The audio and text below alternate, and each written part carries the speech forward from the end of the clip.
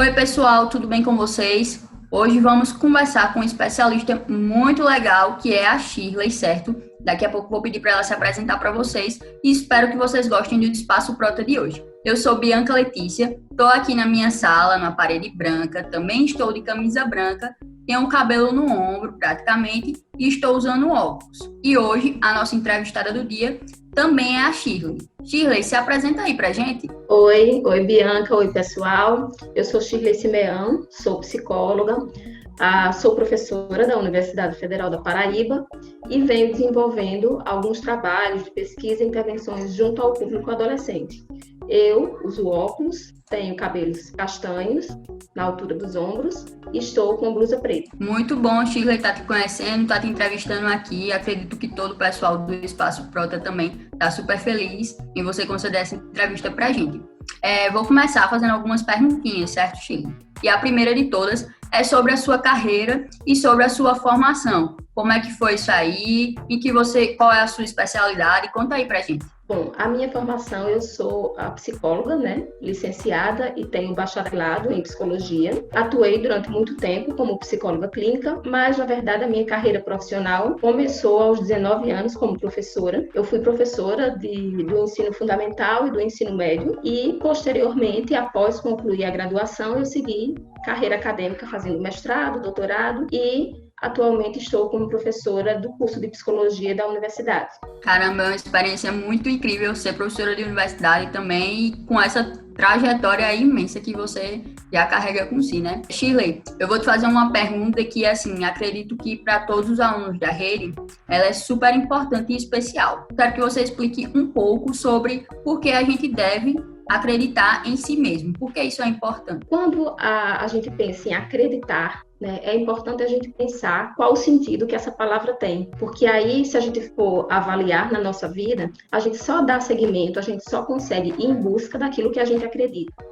Porque aquilo que a gente acredita tem um sentido, né? Então, se a gente vai analisar o significado da palavra acreditar, acreditar significa admitir que é real, admitir que é possível. E a partir do momento que a gente admite que é real, então a gente começa a validar e a gente começa a construir um caminho de possibilidades no sentido de mobilizar para a gente alcançar aquele propósito que a gente acredita.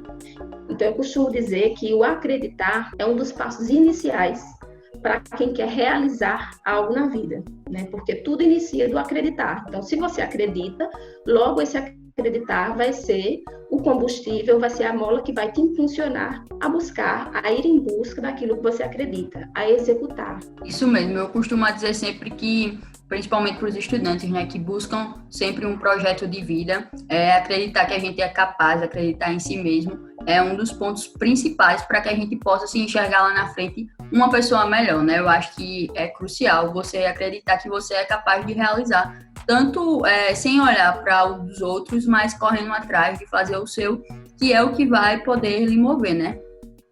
Exatamente, né? Porque à medida que você acredita no seu potencial, então é como que você começa a enxergar características, qualidades suas que, de fato, favorecem que você diz, então, é possível. Se eu reconheço essas características, se eu tenho tudo isso, é possível. E aí você vai construindo um caminho, esse acreditar vai te levar para uma outra dimensão que vai te aproximando do executar. Então, assim, você acreditar que você tem características adequadas para conseguir o teu propósito, você acreditar que você conseguiria desenvolver do teu modo, e aí você falou algo bem importante, a questão do focar, né, em si. Então, acreditar que você, com as características que você tem, com as limitações que você tem, com as dificuldades que todos vão ter, mas que você pode, independente disso, que você pode ir construir esse caminho para conseguir chegar lá no tão almejado sonho. Isso mesmo, Shirley. E tem outra pergunta bem peculiar que acredito que muita gente deve se perguntar, mas não deve expor para qualquer pessoa, que é essa questão que ela está numa caminhada, está tentando buscar algo, mas será que a gente deve tentar buscar a perfeição? Será que isso é normal? Será que isso é legal? Quando se fala em buscar a perfeição, a primeira coisa que é importante a gente começar a pensar sobre é o que é essa perfeição, né? Porque aí dá a ideia de ausência de falha, de ausência de erro. E considerando que nós somos humanos, em algum momento do percurso nós vamos cometer falhas, nós vamos errar. O erro faz parte do nosso processo de evolução, do nosso processo de construção de algo, de construção do conhecimento.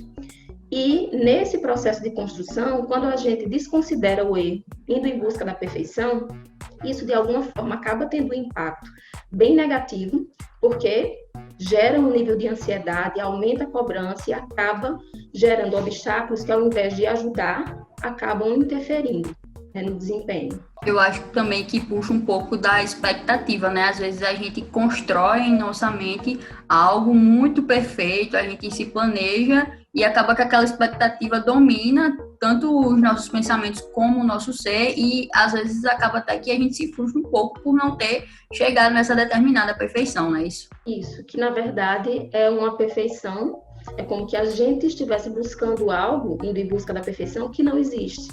Então, a tendência é gerar frustração. E aí, se vem a frustração, o indivíduo acaba focando nos pontos negativos, no que não deu certo, e otimizando esse lado negativo, ao invés de focar no que foi que eu consegui até aqui, o que foi que deu certo, né? Até onde eu posso me embasar para dar uma continuidade, o que seria interessante repetir, né? Então, quando se foca nessa busca pela perfeição, acaba se aliando uma série de elementos que vão sendo desfavoráveis e só vão interferir no processo de buscar as metas, né, que o indivíduo está almejando. Partindo desse princípio, como é que a gente faz para aceitar as coisas que a gente não consegue controlar, que a gente não pode controlar, mas que a gente acha que está no controle, e em determinada situação a gente percebe que, poxa, não dá para controlar isso, é involuntário, não vai, a gente tem que aceitar isso. Como é que a gente pode entender isso de uma forma que não fique tão difícil para os alunos que estão em casa assistindo a gente? Pronto. Então, essa questão de estar no controle, controlar as coisas, é algo que a gente já precisa começar a pensar até que ponto eu tenho controle sobre algumas coisas, o que depende de mim e o que não depende. Por exemplo, vou fazer uma prova, tá? O que depende de mim para ter um bom desempenho nessa prova? Depende de mim cumprir lá as matérias, estudar, tirar as dúvidas. O que não depende de mim necessariamente? Por exemplo, dependendo da forma que eu coloque, o que vai acontecer nesse dia, tá? Que é imprevisível no dia da prova, não depende de mim o que vai acontecer, mas a minha parte é me preparar para e ter todos os comportamentos para, no dia da prova, estar lá cumprindo o meu horário. Então, é importante a gente pensar o seguinte, não adianta você depositar as energias naquilo que, e se, né? Há uma premissa que muitas vezes preocupa muito os alunos, os estudantes de forma geral, que é, mas e se acontecer tal coisa? Né? E se? Então, esse se é um elemento que eu percebo que é muito presente entre os estudantes e que representa bem esse foco naquelas coisas que ele não tem o controle, porque o e se acontecer, a gente não tem controle sobre o futuro, sobre os episódios que podem nos ocorrer. Então, é importante começar a direcionar para o que eu posso fazer para, ao invés de e se acontecer isso, e se acontecer aquilo que eu não tenho controle, certo? Independente disso, já que eu não tenho controle mesmo, como seria focar no o que eu posso fazer e que está, né, no meu controle, no sentido de ser possível para mim executar, para aumentar a probabilidade de dar certo isso que eu estou querendo executar, isso que eu estou querendo realizar.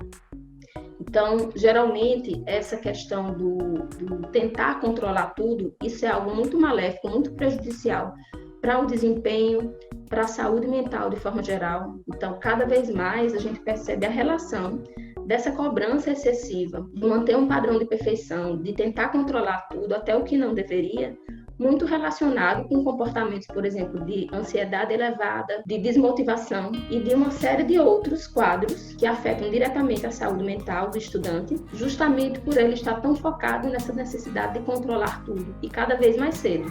Né? Porque cada vez mais cedo a gente vê os alunos, os estudantes já nessa ansiedade, até pelo mercado, pelas exigências que a gente vê na sociedade de forma geral atualmente, há muito essa questão do você tem que ser perfeito, você tem que tentar controlar todas as variáveis possíveis. Então, isso é passado desde muito cedo.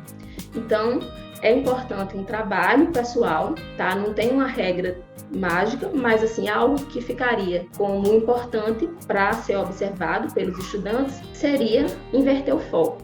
Ao invés de focar no que eu não posso controlar, é inverter a própria frase. A maneira que a gente elabora já tem muito poder sobre nós e sobre as nossas ações, né? Então, como é que seria para mim focar naquilo que eu posso fazer? O que é que eu posso fazer para aumentar o máximo possível a probabilidade de chances de alcançar o que eu estou pretendendo? Então, é focar naquilo que é possível fazer. Eu quero agradecer a sua participação aqui no Espaço Proto TV. Foi uma honra entrevistar você. Estamos muito felizes de estar aqui contigo, aprendendo um pouco mais e passando muita coisa legal e importante para os estudantes, telespectadores do Espaço Proto TV. A nossa entrevista vai ficar disponível na íntegra, então agradecemos desde já a sua participação. Eu que agradeço, foi um prazer conversar um pouquinho, né, sobre essas questões tão importantes para os adolescentes de forma geral, para os estudantes aí que estão nesse processo de construção e de busca desse projeto de vida e dos propósitos. E aí, galera, tudo bom com vocês? Hoje eu vou dar aqui dicas de estudos maravilhosos e que a gente não falha. Eu vou dar 5 passos para vocês sobre dicas de estudo. E vai o primeiro passo: aceitar o espaço. Eu sei que, assim como eu, quando eu estudava, a casa bem cheia, tem gente que mora em casa bem cheia, bem agitada, tem gente que não consegue se concentrar, tem gente que não tem uma boa luz, tem gente que precisa de um espaço. Então, a gente precisa aceitar o espaço onde nós estamos, porque da aceitação, a gente consegue encontrar o nosso ambiente legal, o nosso ambiente proporcional para o estudo. Então, o primeiro passo é aceitar o espaço onde você vai estudar. O segundo passo é foco. Exatamente, olha, é uma coisa que nem eu consigo ter geralmente. Mas o foco é muito importante porque é onde você vai se concentrar. Então, se você começa com 5 minutos de estudo, 10 minutos de estudo, depois está fazendo 20, depois está fazendo 30, e se permitir dar esse foco, né? Desligar um pouquinho o celular, desligar o computador, fugir um pouco das redes sociais, silenciar-se e esperar que todos os ruídos ao seu redor silenciem para que você tenha foco. Então, você precisa focar naquilo que você está fazendo. Faz uma respiração antes, bebe um pouco d'água e você vai conseguir ter foco. E o terceiro passo, não menos importante, minha gente, é 0 cobranças. Não se cobre para estudar. Primeiro, que estamos no meio de uma pandemia. Segundo, que estamos em casa e cada casa é uma realidade diferente. Então a gente precisa primeiro se permitir esse momento de estudo e depois aceitar que a gente nem sempre vai estar bem até para estudar. A concentração é muito importante, então você precisa cuidar do seu físico, do seu psicológico, para que você consiga se concentrar nos seus estudos. Então, esse passo ele é muito importante. E o quarto passo é muito importante porque a gente precisa se cuidar. Então, bem-estar. A gente precisa se cuidar antes do estudo. Então, a gente precisa beber água, fazer algum exercício ou fazer alguma atividade que nos mova, nos tire um pouco do nosso conforto, né? Daquilo que a gente, da nossa realidade ali, só dentro do quarto, só na sala. Sai pra fora, olha um pouco o pôr do sol, olha um pouco o sol, vê um pouco da natureza, para depois se concentrar e estudar. E o quinto passo é recompensa. Por que recompensa? Porque quando a gente trabalha com recompensa, isso é muito importante, porque se você estudou, você cumpriu com aquilo que você tinha se prometido, então você pode se dar uma recompensa. Agora eu já estudei, então eu posso mexer no celular.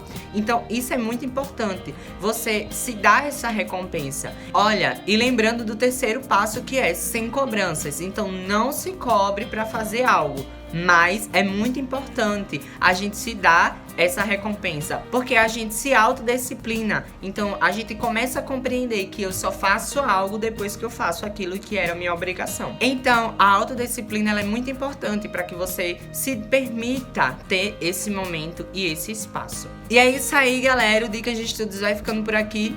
Um abraço e até mais. É isso aí, pessoal. O Espaço Proto de hoje vai ficando por aqui e você fica em casa. Educação e inovação fazem a Paraíba crescer. Governo do Estado, somos todos Paraíba.